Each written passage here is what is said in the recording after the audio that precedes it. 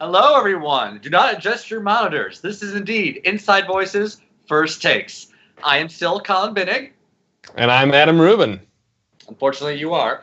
And today, we are here to discuss what we both just seen from the movie theater, Steven Spielberg's The Post. What will happen if we don't publish? We will lose. The country will lose. What are you going to do, Mrs. Graham? Oh, yes, indeed. Colin.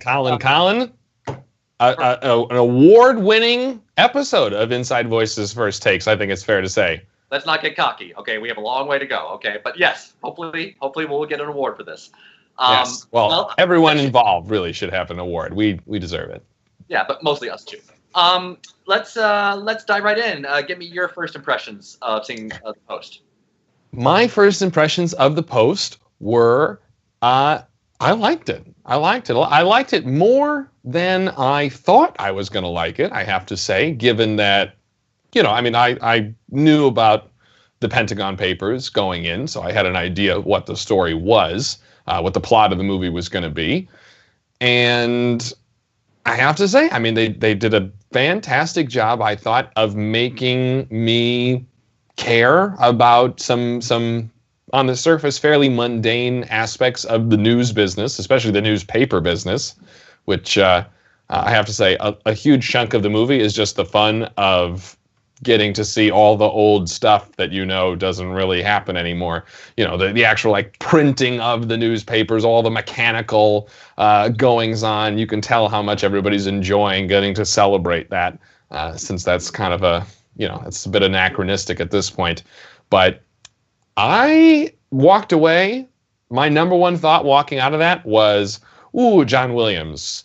I feel like it's really all him. The music made you feel feelings about what is, if you were to describe it, fairly dry. It's a dry story that they found a lot of juice in. I'm impressed. Wow. Okay. Well. Well. Now here, before you weigh in, I knew, and I have a hunch that I want to play out with you. I knew a lot about the Vietnam War and a lot about specifically the Pentagon Papers going into this, just from other research and other books I've read, just in my own time and during my life. So I knew a lot about why this was so important. I'm very curious, if you weren't as versed in the Pentagon Papers and you weren't of a generation that remembers this, what you thought, because my suspicion is that they didn't really go into very much detail about why this was so earth-shattering, the publication of the actual papers themselves. So I wonder if the stakes played. Is that where you're going with this? Is that what that face is? You're not completely off, but let me to you from my point of view. So yeah. I agree with you. It's a good movie. For sure, It's a good movie. But I wish it was better than what I ended up getting. I'm like the opposite of your opinion. I think it's still good, but I wish I was expecting more. Especially you tell me a movie directed by Steven Spielberg, Tom Hanks, Meryl Streep. If the movie is anything less than a 9 out of 10, then that's a tragedy. That shouldn't have happened. Because if it was any other director or any other different two leading actors in this movie, I would probably give this movie much higher marks. But it's a Spielberg movie on a Spielberg curve with his other films, and unfortunately, for me, it's a little bit on the lower end. Not bad, not at all bad, of course. Understood. But you're saying not up to your normal Spielbergian standards. Well, for the most part, you could divide Spielberg into two different types of movies. You have the big blockbusters, Jaws, E.T., Indiana Jones, all that. You have the Oscar bait that are usually around some kind of war, Schindler's List, Saving Private Ryan, Empire of the Sun, stuff like that. Okay. Saving Private Ryan, bit of a blockbuster, but I get what you're saying. The tone, you're making a tonal distinction, not a size of the movie distinction. True, and also the genre, whatever. Yeah, but also since like the 2000s, mostly he's kind of started to do like these little bit smaller period movies based on true stories. Munich comes to mind. Bridge of Spies comes to mind. This I would put it as well. These are all from the past. Not really terribly big budgets, just focusing on like this true story that happened, told more intimately and, being more character developed. Mm-hmm. And War Horse, maybe the beginning of that trend, would you say? Munich was before War Horse. I would say Munich was probably like the first. War Horse is an odd one, but we're not here to talk about that. Sure. But like, so compared to like Munich and Bridge of Spies, I think The Post comes up behind them. I personally thought both of those movies did a better job, and this is where it gets to the Vietnam War part of it. This movie, The Post, did not do as good a job actually diving into all the Vietnam War. The whole gist of the movie is just that they lied. And that's all really about the actual stuff in the papers. You just get that they lied. You don't get like what specifically they lied about, aside from they said the war or adding more soldiers was going to change the tide. That was the one instance we heard about them lying. Okay, but everything else was just a generic, they've lied to the public, we have to call them out on it. And that's all really we get from the actual content of like these leaked papers.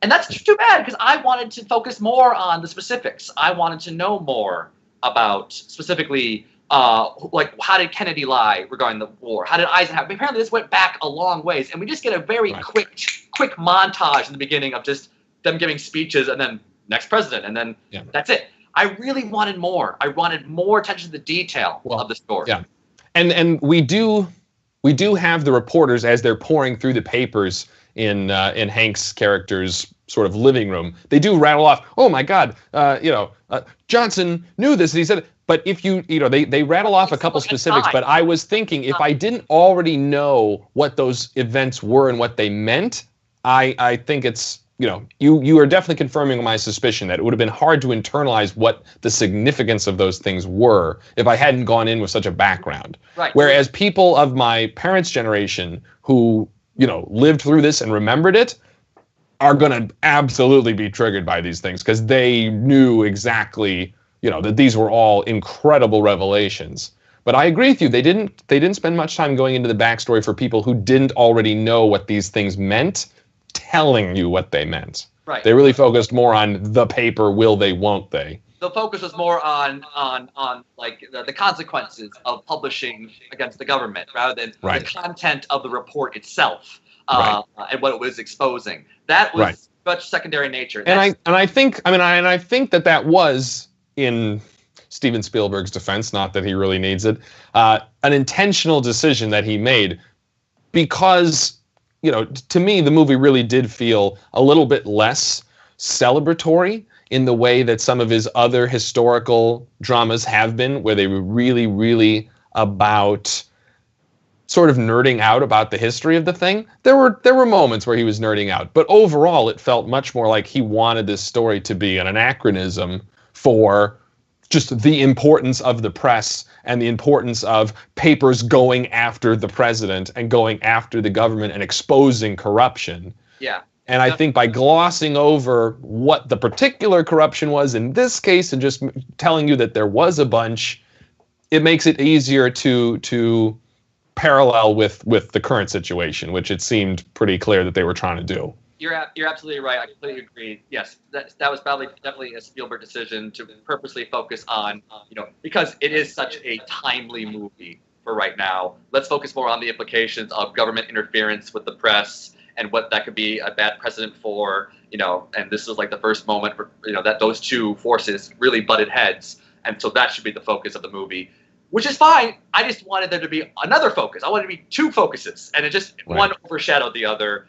And so that's too bad. Another movie I thought of when I saw this movie that I was going to compare it to is Spotlight, the one that actually won the Oscar 2 years ago. I think so. Spotlight. Depending on when you're watching this. True.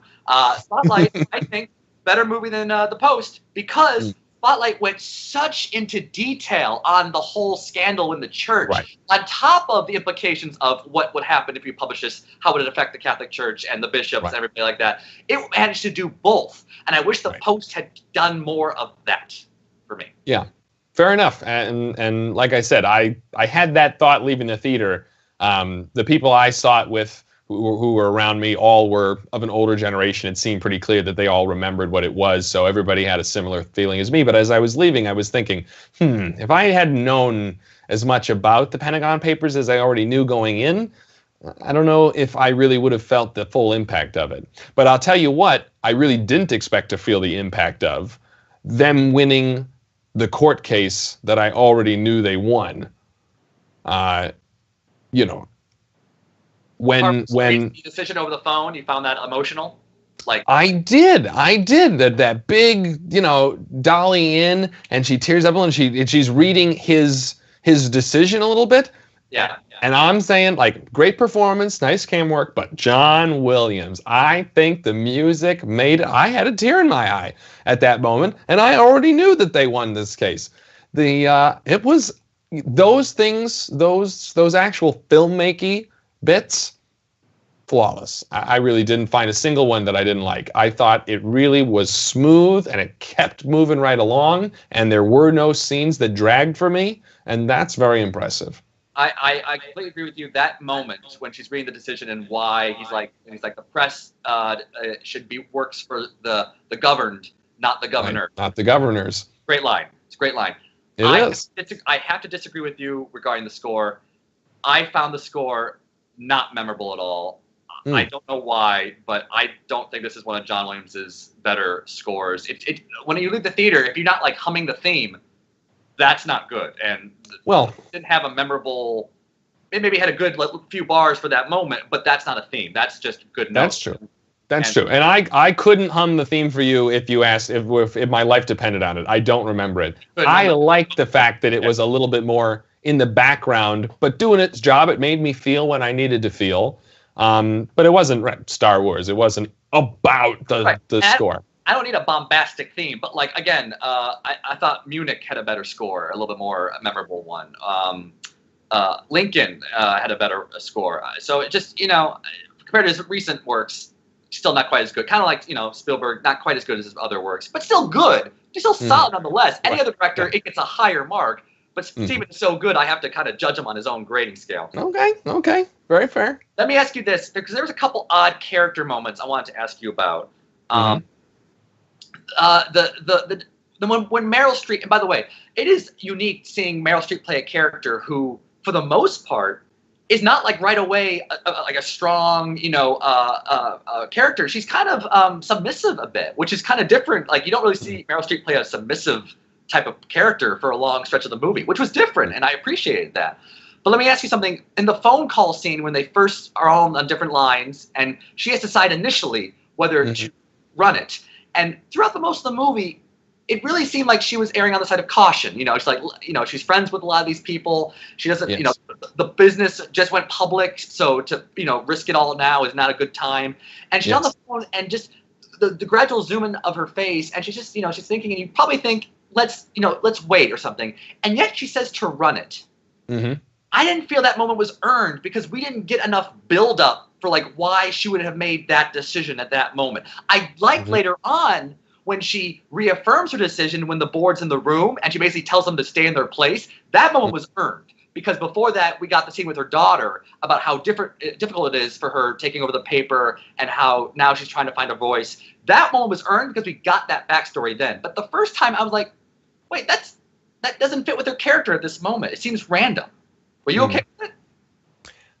I will say that I was okay with it. Now, again, I know that they ran it, so I was I knew that she was going to say, yeah, let's do it. Otherwise, the story doesn't happen. It came out of left field, though. But I will give you. I actually had a little bit of the flip. The inverse reaction to you. I thought that moment made total sense because it's after where she earns that, to my mind, is when she's talking with McNamara. I don't think she's been erring on the side of caution so much as she's been erring on the side of the status quo. Let's not rock the boat she doesn't quite have, she's not self-possessed enough to make waves. She's been doing what everybody else said to do. And and they're her friends, and why do it? The Times is doing it. She's just trying to preserve what is, not do something new and different. But when she talks to McNamara, and for the first time we see her get personal about the fact that, what she's mad about is McNamara knew that this war couldn't be won, and he didn't say anything to her as a friend when her son was sent to fight it. Right. That made it personal. And she's like, and you can tell, I think you can tell when she's having that conversation with him that if he doesn't give her a great reason not to publish, she's going to publish. And he basically just says, don't do it because Nixon's going to go after you. I think she decides in that moment, when we're pushing, you know what? Okay. I think we should still do this anyway, because what's he going to do? She clearly wrestles with it, but I do think that was earned. Whereas, while I love the scene with her and her daughter, I think it's a pretty abrupt shift when the whole board is in the room that she's all of a sudden completely firm about it and puts them in their place. I enjoyed it, but that actually seemed more of a leap in her personality that I would have loved to have seen feathered a little bit. I would have loved that to build maybe a little bit more gradually. Not a deal breaker for me, but that's the part that after I, that bumped a little bit for me. Whereas the first scene, that seemed completely natural. She's still not sure about it, but she's going to go for it. And I can see your point. We'll just have to agree to disagree on that one. But I can understand. What? We never. Oh yeah, that's what we do. Right. That's what we do. The only other moment that kind of felt odd was when Tom Hanks was talking to the lawyers about when they're like, "Can you guarantee that releasing this information will not endanger soldiers?" And he goes, "No, that's why I have you guys here." But then in the boardroom or in the big scene at the end, when Meryl's like, "Can you guarantee that no one will be harmed?" and Hanks says, 100%. I'm like, "You liar! We just saw you earlier this morning say, no, you can't guarantee it." So I didn't think that moment worked because you literally saw yourself contradict each other in the same day. So, but I have to say, Tom Hanks overall, really good. I know everyone loves Meryl, and as rightly shown, she's great. But I thought Tom Hanks also did a very good job with the character. I like that the two of them were not always best buddies over the entire movie. They were always kind of not frenemies or anything, but they would kind of have differences of opinion, and they have to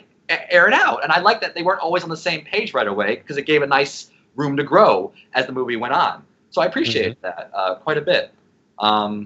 But yeah, every time Better Call Saul, great in the movie. Yeah. Way to go. How about the Americans? You gonna give credit to the Americans? Very good cast overall. Yeah, I just wish we got a little bit more on the actual story of the Vietnam War cover-ups itself, rather than the larger implications on to publish or not to publish. I thought you could have done more of one and then been able to balance them both. But maybe that's just me. And I think that is pretty much what I expected you to say. I think that is very fair to reach a wider audience. So, I still think everyone should see the movie. I think it's absolutely worth seeing.